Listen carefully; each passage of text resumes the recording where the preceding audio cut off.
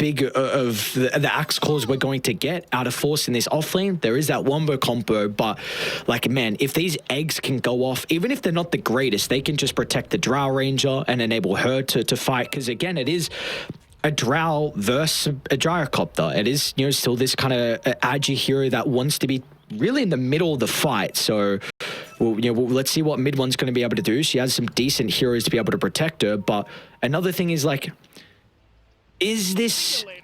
We know that the Venge as a core pretty much always rushes Scepter, and you can be pretty useless for the first 18 minutes. Could that be a big window here for the Invoker to potentially rotate and like an early blink out of Force as well to be super active? Yeah, I like that analysis because honestly, the Venge, she feels like half a hero until you get the Aghanims. She doesn't really facilitate that many big moves. She doesn't pressure tower that much. Once she gets Aghanims, she is a non-stop goer. So maybe that's a power spike to play around early on here. We'll see how much they can enable the Invoker, who did go for the Exort level 1, by the way, which I have to say that I generally disagree with, but if they jump someone, they could add that 200 damage Sunstrike here. Like right now, potentially onto Arfu. Oh, yeah. I should be able to set up for the Sunstrike.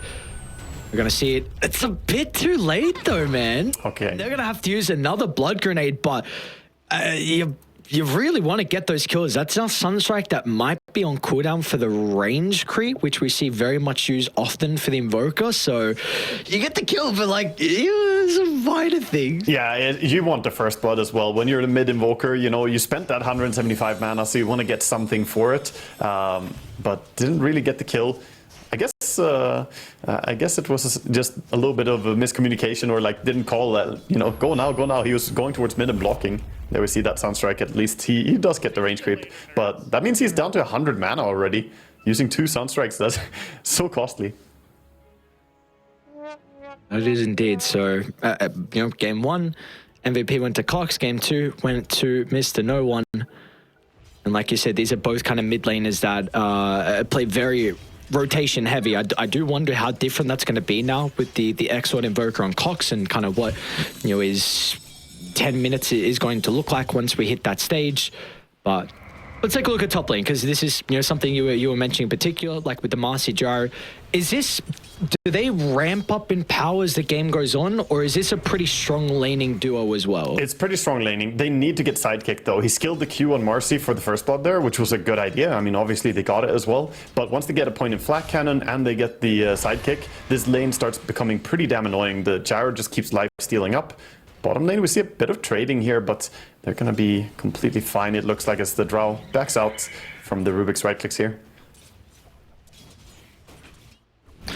Are we already considering on mid one to be thinking about something like a Scepter? I think Arfu should be fine. I got a Sunstrike. I don't know if that's going to be off the mark again. So no mana now on Cox. Expensive. They don't have the longest stun durations yet, so it's a little bit hard for him to land the Sunstrikes, I guess. But I mean, with a homing missile, you should be able to connect them, just not really getting them here. But yeah, sorry, this top lane, man, they keep fighting here, going for Gyro now.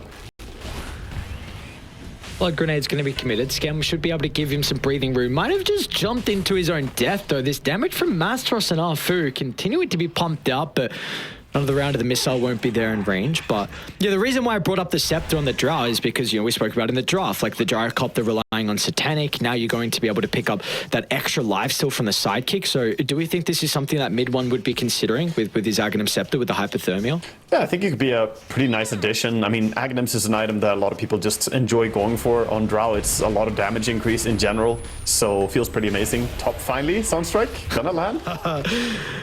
Look at the kill, Arfu. Can he trade though? Oh, and it's going to try and juke through, but the Tango will be way through the trees, and unfortunately, the body blocks aren't enough. One more right click. He's faster. He's got 10 movement speed.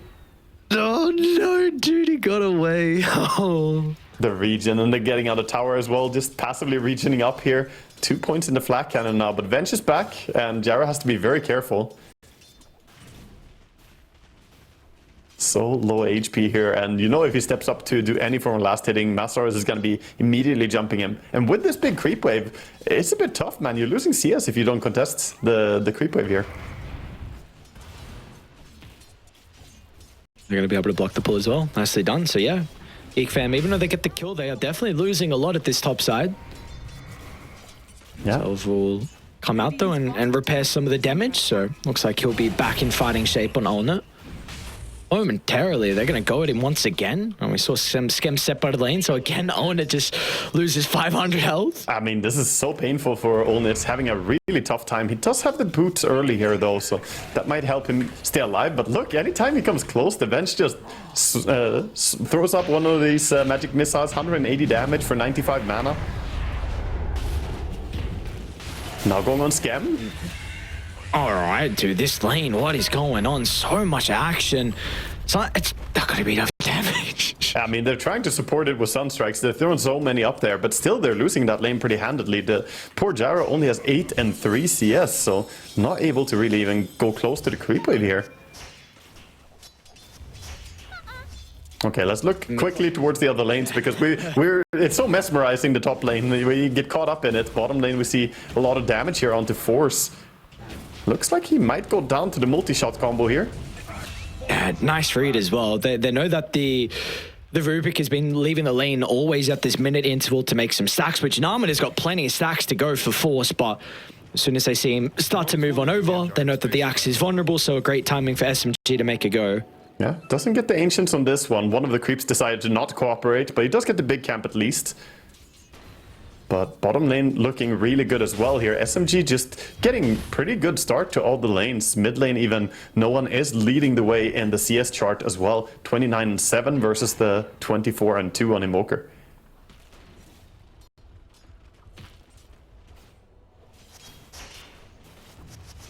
Man, this gyrocopter, we left and we talked about other lanes for like, you know, over a minute there, and he got 1 CS during that time. It's so tough out there. I don't know if I've seen a Gyro lose a lane this badly is what we're getting. Skem shows up. He's just free food. I will find a double stun, but now they'll go for Ulna. Dude, Arfu already been level 4 as well. Having 2 points in Astral Spirit means he's doing stupid amounts of damage. And you might just, you might just need to send him to a jungle. At least you are at this Mighty Mines area, so you're going to get the extra regen. He's even going to make a stack as well. But usually the power of the Gyro, from what I've been seeing, just flat cannon, shove the lane, go back. And usually you're not contesting the lane because you've always been able to deal with the creeps, but we're not seeing that be the case at the moment. Oh, jumping on the Venge might get a return kill here at least, though. But TP coming in immediately from Puck. Oh, can they take the Sunstrike? They do. Nicely done. Making sure Mastros isn't even going to go down to that extra help from Cox. I did not expect them to be this dominant in the lane. Afu and Mastros are just putting on a clinic on top lane. This lane, I mean, it's a potent combo, but I didn't expect them to completely dominate Marcy and Jara like this, because it's pretty strong in its own regard. Some of it may be going back to the idea here of trying to Sunstrike and trying to combo, and then they just get the combo wrong a little bit and overextend on the side of Geek. But yeah, they're just not getting the farm they need on the carry. I don't know what happened to the hard stack. I don't know who actually took the hard stack, but it was completely gone. Axe made a move over and took the bottom camp there. Yeah, so they got it themselves. No steal was allowed there, as Puck was kind of busy moving over to the top lane. But even then, dude, even after that stack, take a look at the net worth. 900, make it 1,000 difference between mid one and Force down bottom. So even though he was able to get that big stack, it doesn't look like it's mattering too much at the moment. Yeah, and there's also 1,000 gold difference almost between the offlaners. The Venge out farming the Axe, having a very good start here.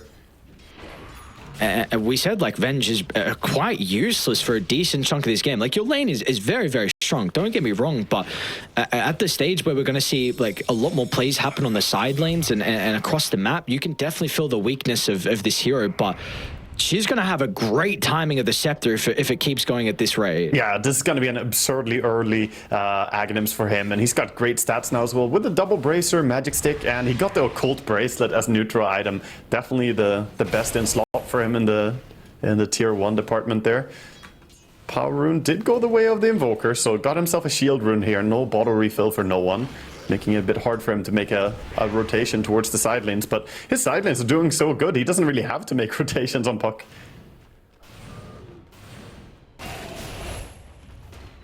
What do we feel like no one's considering as well with the itemization? Of course, Witchblade, very standard.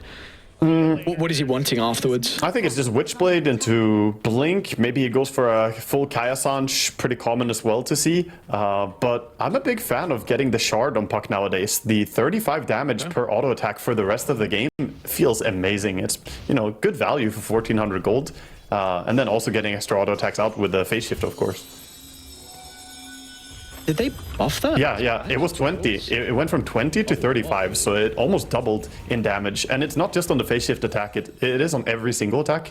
So yeah, right-click Puck. They buffed the Aghanim Scepter as well, so it's interesting scaling late game now. I've seen a lot of Pucks go for actual right-click builds with Aghanim Scepter, just destroy the enemy team. So if we go into the ultra late game here, I would say that's something they have in their pocket as well on SMG, that he can transition into being a damage dealer. And as a whole, I mean, Tread's Witchblade with that Axe Shard, regardless if you even try and you look to go for some more right click, that in itself will just ridiculously amplify your damage. So yeah, very intrigued in what the decision's going to be for no one. Again, maybe you get lucky with stealing. Maybe not lucky, but you're able to take Geek Fam's Tormentor if the next 5-10 minutes goes incredibly well where you're occupying the map. But they're continuing to want to scale, dude. Mid one, he's gone down a Midas route. So this lead he's already gained is going to further grow now with the amplification of that Midas. Yeah, see quite a few Drow Rangers go for this Midas. I'm, been a little bit on the fence about Midas Drow really being useful, whether you want to have the Dragonlance and start making rotations. Speaking of which, the DD Invoker is coming up top to try and salvage this push. I'll start onto the Gyro, swap back into the egg. Onit's going to have some reinforcements nearby. It's so important that he's going to be able to get out of danger, because now Geek Fam, they can look to turn it back around, but even mid one feels the importance of showing up to the team fight. They're going to be lacking the damage currently, as Cox has got plenty of stats, but no one. An early movement out of him. A great mirror of his rotation to the top side helps him get the kill onto Cox's Invoker. And now with all the numbers, they should be able to get a T1 tower as well to add to the tally. Yeah, that was a great start for them as well. Getting the swap on the Gyrocopter, making sure to get him out of position. And we didn't see Axe join because Axe still doesn't have Blink Daggers. So ultimately, they were just outnumbered for that fight. No real way for Geek to win it. But Axe is close now. 100 gold. He gets the Blink at least, but still no Blade Mail, of course. So he's going to have to rely on combos still. Dude, I cannot keep looking at this Vengeance net worth. It's absurd. Worried for Geek. Yeah, dude, this is ridiculous. He was not the player I expected to be topping net worth at 11 minutes, but Masaros is huge, and this spells trouble. Once he gets Aghanims and then 15 minutes, get the Shard early on, he becomes a menace. It's so difficult to deal with. Even if you kill him, he will just keep going. He even gets stronger, getting extra movement speed bonus. So yeah, I think we can see a very, very aggressive game coming out from SMG. I think they're going to blow Geek out of the water here with the laning stage open like this. Oh, Discord lag. Okay. I don't like seeing admin. Like, I see that, I feel like there's something going on. I thought maybe someone disconnected, couldn't rejoin or something like that. Oh. Right, just some Discord issues, but yeah, back on this Venge though.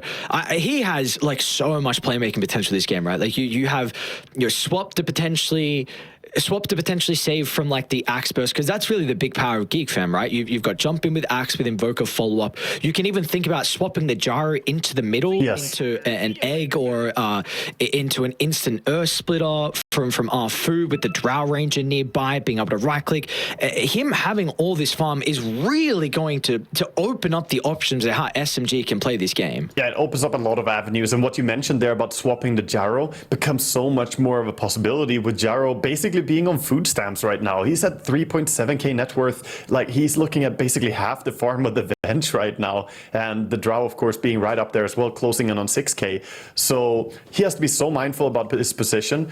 And I'm gonna be honest here, I don't think Gyro can fall back jungle and just farm his way back into this game. I don't think he has time to do that. I think they have to rely on team fighting. I think they need to make moves on the side of Geek to start cashing in some gold here on these big bounties over on the side of SMG.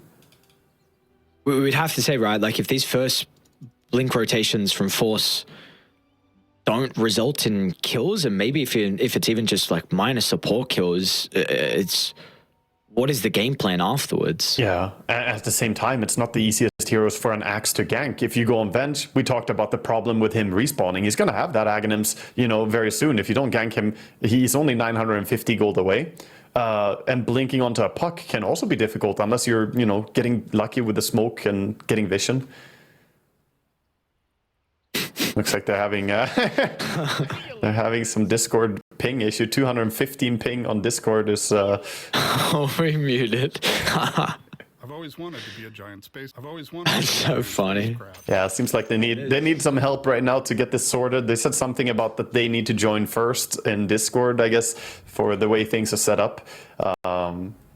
We'll see if they can hopefully get that sorted, because they need their communication to be on point. Okay, it seems like they're good now. They're saying ready. All right, let's go. Let's get ourselves back in the way. So we're looking at Force. This guy's going to be huge. They'll be able to get a freebie onto the Phoenix. Stolen Coil coming to play for Narman. That's some really important experience as well. You get Skem, he's level 6, so he has Unleash if he wants it, to be able to deal with the egg.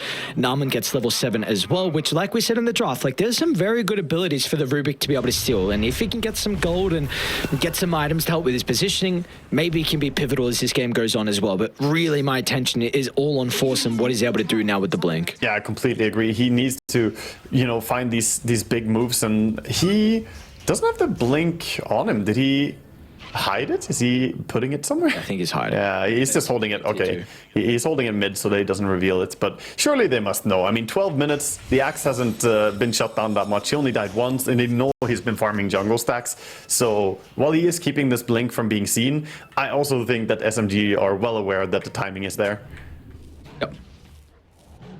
Where is he? I know it's going to change very shortly when he gets a blink, but the current movement we want to see out of him, who is he looking to try and target down, or is it a place on the map that is easier with like the current ward setup as well? I think they just need to make moves towards this Drow and get him. Like Venge is such a hard target to go on, but right now this Drow is just safely tucked away farming with her Midas. You're falling behind to this. Gyro cannot keep up, and the only way to offset this is to actually stop mid one from farming for a bit. Now they're going to try and start a fight on Force. No one TPs down to bottom, which they will not see, but this is a minute and a bit without using this Blink Dagger. Like, I don't know if another support needs to occupy this lane if you're not wanting to give up this farm, but you need to go. You need to get these kills. Force needs to be active. Yeah, they're staying very calm under the pressure that they're at. I mean, I really think you need to open up the map, give this bottom part of the map even to the Gyro, so he can thrive a bit. Right now, farming so much jungle camps is, you know, not the fastest gold gain. So we'll see. I guess they're just waiting for the blade mail timing, though. Force does not seem to stress one bit about getting these rotations early, and I guess the downside is they don't have something like a Skywrath who like automatically secures the Axe call into a kill. I mean, they have 2 points in the Exort on Invoker, so a little bit of Sunstruck damage, sure, but their burst isn't that absurd. Good lane. They're actually looking to try and make a play here from SMG. Is it going to be a swap back once again into the egg? See that both Narman along with Cox going to have to position away, but this gives mid one free range just to be able to pummel into the tower. And I mean, this is a big tier 1 that's going to go down. You can now start to invade into the triangle and continue to limit some of the farm that Onet's going to find. Masar's leading the way with Aghanims now. No fear at all on the Vengeful. This is exactly the playstyle you want to see from him. This opens up the triangle for them to steal a little bit of stuff here at least, to make sure this area is not being inhabited by the Axe or the Gyro. And even mid, like, Masaros is pinging out. I can swap this Invoker. If he comes up, I'm swapping him. Masaros even got a Sunjin Yash and a Butterfly queued up, so yeah. let us see. I really was not expecting this to be the route that he's going down, but yeah, I mean, he's feeling himself and he's got so much gold to work with. It is sort of classic with the Drow to just go for full stat build here on the Venge as well. I would like to see him throw in that Aghanim shard as well, because I think it's crazy value. Bottom. Masaros has been spotted, but do you really want to go on him even? You got 3 heroes in a smoke here for Geek. Seem reluctant to go on the Venge. Dire's bottom tower is under attack. Dire's structures are fortified. Where do they go though? I mean, they're trying to wrap to mid. Maybe Cox can show in the lane. Give a false sense of security to someone to come. They're going to be a little bit too late, though. Mid one is already farmed the triangle. He's out of there, and he's going to be over to the left side. Have they got enough time with the smoke to also connect? They can, because it's nighttime, so they can go between here without being spotted. Axe, will he blink? My team, though. Oh, he blinks away so he doesn't die. That was awkward for him because the smoke was timing out at the same time as he ran into the smoke break range. So he probably didn't think that it was the break, it was just the timeout on the smoke. But the Drow gets the silence there, gonna stay safe, unbothered by this move. And again, that's a lot of time invested to just make a move that ultimately didn't pay you anything. Well, no one, again, not really fearing too much across the map, being able to farm out very aggressively.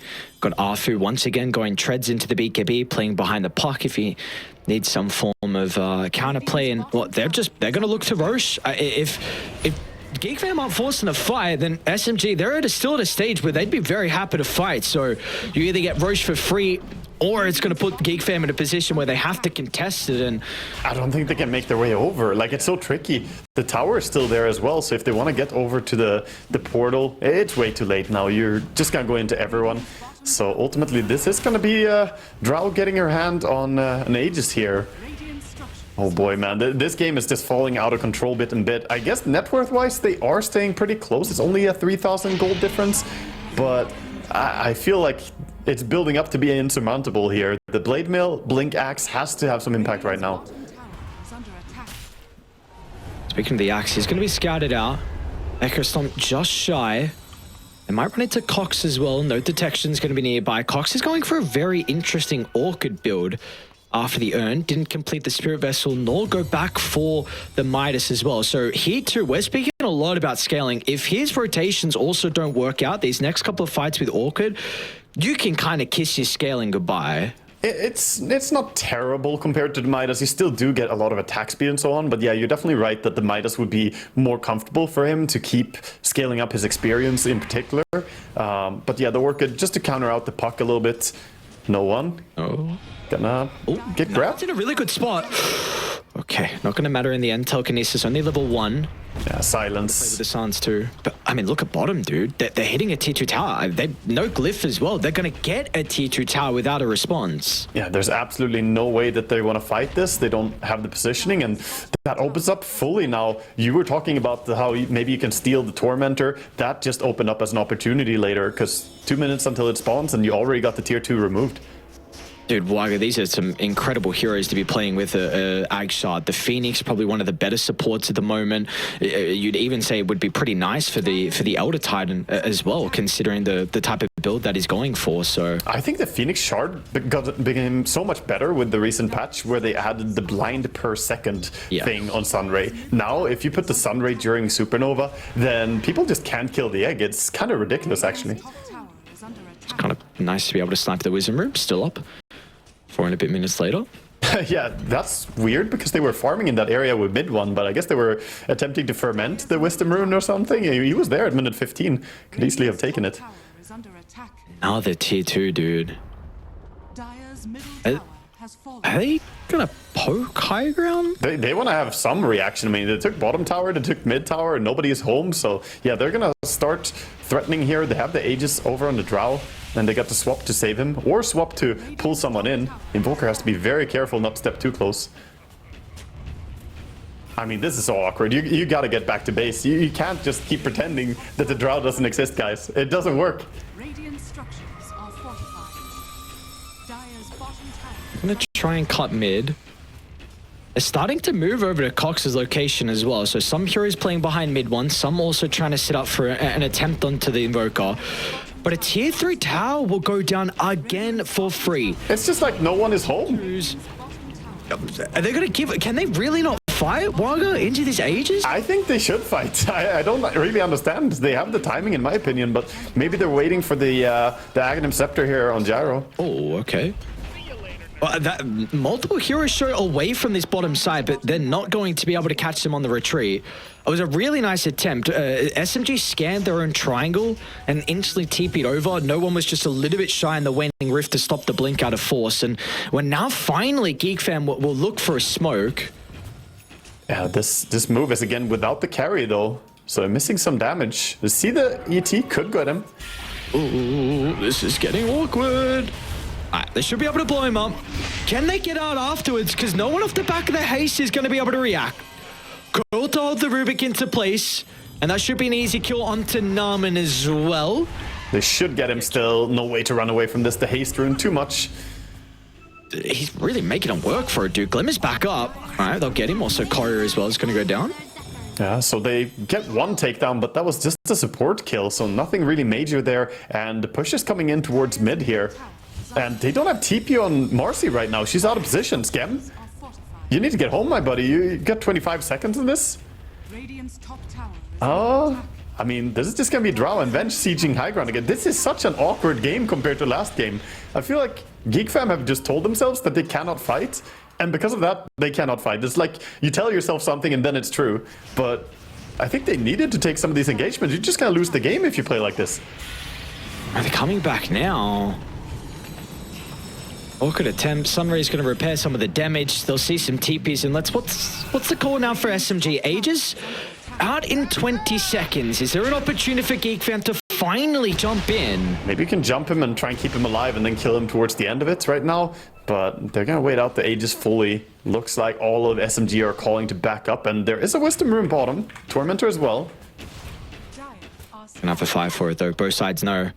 Skins on the mark, so Geek Fam are well aware that they're starting to come over. They will not be there in time. So Wisdom Rune is going to be given to Masros, it looks like. Yeah, get level 2 on that swap. A little bit of extra range there. And they're in position now to take the Tormentor. And again, Geek are backing out of the area. They don't have BKB yet over on the gyrocopter. And the smoke immediately after. So they got the SMG Afu shard here. Getting some CDR on the stomp and also could jump in if he wants. Oh, look at Cox. This is scary. Okay, they have a sentry in the base. Very close. Masros almost being able to get that swap back. That ghost walk was just in time. Almost got swapped. But, I mean, this is, again, the barracks just being hit here by Masros and pause coming out from SMG. Okay. See you later, nerds.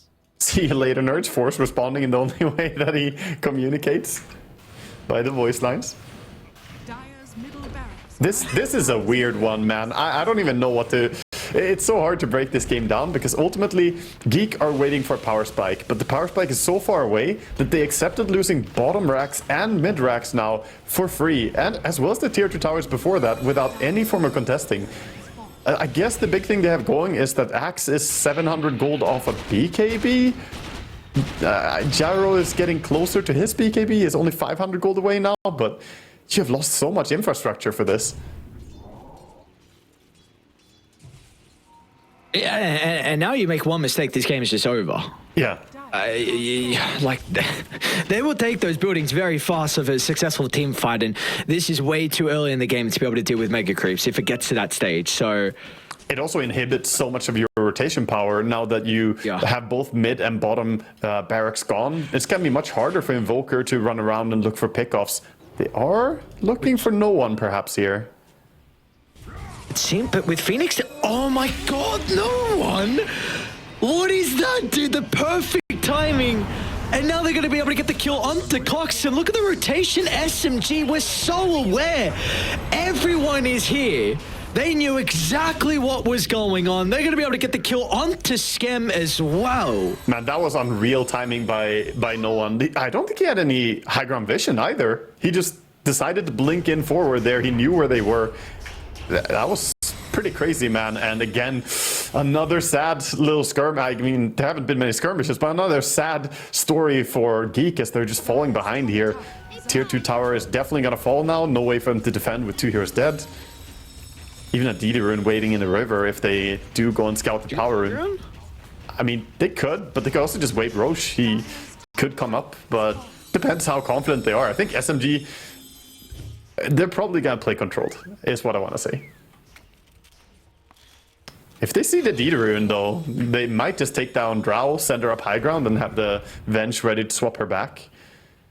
Roche is going to spawn in 30, so Aegis would be huge as well. So crazy we're in this position, and if you take a look at the net worth, Allnet is surprisingly very close to the Drow Ranger, all things considering, of all the buildings they've taken and also the Midas that he's working with. Pretty good ward on the high ground for SMG. They're going to finally see Geek Fam coming outside the base. Again, the core is going to be onto 2 with a Sunray damage. Schem should go down to start the fight, but the Glimmer Cape's going to buy him some space. Bench is hunting. He's coming. On the front line, though, and Mastros is going to be able to cut him off. They'll cancel the blink on Force, tries to make it on the high ground, but the call onto the Venge really doesn't give them too much. They are in a position where you have to fight. There is no escaping now for Geek Fam, as they're stuck on their high ground, though. Invoker goes down. Big kill onto no one. Invoker's still going to go down, but he's going to buy back to look to rejoin as well, as Januel also going to get caught out as well, as finally Geek Fam, they'll take a fight, they'll find 3. Yes, you've got to use that buyback a little bit unnecessarily, but we will see some signs of life out of Geek Fam. They are not going to go down without a fight. Question is if they can get something more out of this now, though. They do hold and they don't lose more in this game, but Roche is on the menu and the respawns, they're pretty quick coming out from SMG here. I still think that they're going to be able to easily fight towards Roshan. And Geek, they need to just get the gyrocopter over there. You see the line being drawn by Olnit. He's like, I'm going this way. I'm coming, guys. Daedalus almost ready here for him. He's very, very close on gyrocopter. Just needs 300 gold for Daedalus.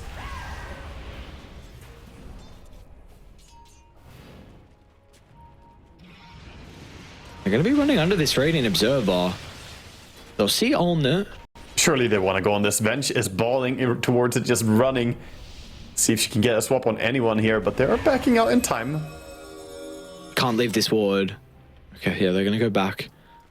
I mean, who cares about that? You just run back towards Roche, get set up around the area. You know that Dire don't have any vision here currently. Scan will be on the mark for Radiant. So they have a good idea of where Geek Fam are currently positioned. SMG being very patient here. They can start Roche with the Drow. It's pretty low commitment, but they're standing in great position with ET and Venge. Oops, Scam. He is going to lead the charge, and he might be first to die as well. Mastros is so far in the front line, and it seems like he has nothing to fear. Meanwhile, Force a mid one. Oh, Rubik. Glacier out. They're going to be able to get the core, which will minimize some of the damage out of the Drow Ranger as Olnit tries to turn as well, but the flat cannon. Daedalus just completed, and the crits are raining down. It's too much for SMG to handle so far. They'll force out some buybacks on Geek Fam. This is the first real fight we've seen out of them start to go their way, and they want to capitalize as they'll also get Januel in front of the rift, and they're not done just yet. I think they got a glimpse of no one in the tree line. Oh, he's gonna get out. He's hunting. He's gonna get out, but that means that they're losing Roche here. They didn't have the power of buybacking and coming back into the fight, whereas Geek did, and great jump by Force. He got onto the Drow, kept him in place while the Gyro was just laying into auto attacks. Looked like it was gonna start out to be a good fight, but Force was on point with the catch on the Drow Ranger there, just being patient, not jumping anything else until he saw the positioning on Drow. This is also where you gotta think, if Venge goes for an aggressive swap like that on Rubik, is that sacrificing a little bit too much perhaps? Because axe jumping your Drow is gonna punish you a lot. So I don't know, they couldn't really take that fight even though they swapped the Rubik in and wanted to be the aggressors. Oh, at a stage was 4% probability for Geek Fam. We are now up to 9, 8,000 deficit. And if they're continuing to try and play this stall game, Aegis will buy you some time. Olnit's going to get towards the Satanic. You know, we're going to get more items as well out of Force, out of the Invoker. I want to speak about Force's itemization a little bit because currently there's an AC queued up for Olnit. Would you prefer the axe to go down that route if it can reach it compared to the gyrocopter to kind of minimize, you know, the wave of terror and the marksmanship? I think it's probably a good call that gyrocopter goes for it. The thing is that he needs protection against the Drow piercing through his lack of armor, so he doesn't just want the AC aura, he wants the full armor from it. That's why we see him go for this, or, you know, want to go for this instead of something like the butterfly here. I would also be down to see him just go for a nullifier. It does give you a lot of armor as well and still good damage. It gives you 10 armor nowadays. So it would be an option as well for the Gyro that would be a bit more aggressive perhaps. Seeing them play with a bit more of a pep in their step now, Geek Fam. They've farmed enough to be able to get out of the map and Now they're going to start to get some objectives as well. We see what this potential can be on Owen that you mentioned about that sidekick on him. Now let's give him the alacrity as well and truly see how strong he's going to be inside some of the fights. Yeah, they're super steroiding him in the fights. They're solo cresting him, alacritying him, and just generally buffing him up. Even the movement speed of getting rebound during the fights. So they have a big gyrocopter issue on the side of SMG right now, and this is where we gotta think, are they gonna be able to add some halberds? Are they gonna be, you know, adding some tools to try and deal with them? Right now it looks like Phoenix is just rushing for that Hex, trying to get the big impact. He is very close. Full Hex is coming out now, actually. Yeah. Afu? Just walks up the high ground. The stomp. Yeah, the... interesting things that can happen when you have the Echo Stomp shard as well. Sometimes you just fly in, you forget about whether it's toggled or not. Some interesting items. We're speaking about maybe what Force wanted to go for. Indeed, in fact, have the Force stuff queued up. He's actually going to go Refresher here for the Axe, so... Makes sense. I think you need the extra lockdown. If he gets on top of the Drow and has Blade Mail ready, then, you know, double calling her does pretty much solo kill her. So that would be a very, very big item for him to finish. I gotta say, you got one of the best neutral items then as well, with the extra mana from the Dandelion's Amulet. Extra movement speed is always nice for a blink initiating hero too. Yeah. And also a potential to block magic damage might save you from randomly getting your blink cancelled, right? If you get hit by some random nuke. It's a very interesting pathing out of Team SMG.